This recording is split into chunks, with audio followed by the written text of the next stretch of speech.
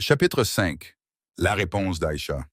Aïcha resta longtemps silencieuse, ses yeux fixés sur les chiffres inscrits sur le contrat.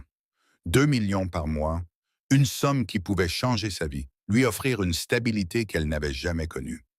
Pourtant, son cœur hésitait. C'est beaucoup, mais ce n'est pas l'argent qui me fait peur, dit-elle enfin, la voix tremblante. Alors qu'est-ce qui vous retient? Demanda Mark doucement. Elle leva les yeux vers lui.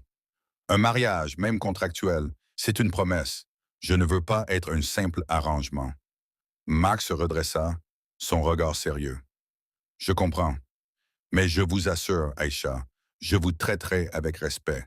Ce contrat n'est pas une prison. C'est une alliance, une année, et vous serez libre. Je ne vous demande pas d'amour, seulement de me donner une chance de respirer. Le silence s'étira, puis Aïcha inspira profondément.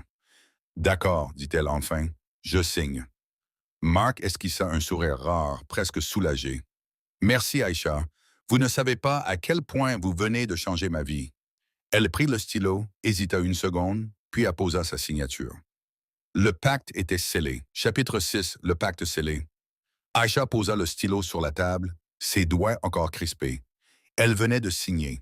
Le contrat était réel et désormais, elle était liée à Mark pour 1 an. Mark, assis en face d'elle, la regarda avec une intensité nouvelle.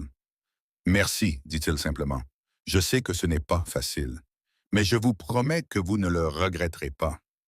Aïcha hocha la tête sans sourire. Je ne fais pas ça pour l'argent. Je le fais parce que je sens que vous êtes sincère et parce que, peut-être que moi aussi, j'ai besoin d'un nouveau départ. Mark esquissa un sourire discret. Alors commençons ce pacte avec dignité. Ils se levèrent et dans le silence du café, une alliance improbable venait de naître. Un mariage sans amour. Du moins, pour l'instant. Chapitre 7. Le choc familial. Le salon de la Villa Quadio était vaste, décoré avec goût et tradition. Les membres de la famille étaient réunis, comme chaque dimanche, autour de la table basse où trônaient des jus frais et des amuse-bouches ivoiriens. Marc se tenait debout, les mains jointes, le regard droit. Aïcha, à ses côtés, portait une robe simple mais élégante, son foulard beige soigneusement noué. « Je vous remercie d'être tous là », commença Marc. « J'ai une annonce à faire. » Les murmures cessèrent.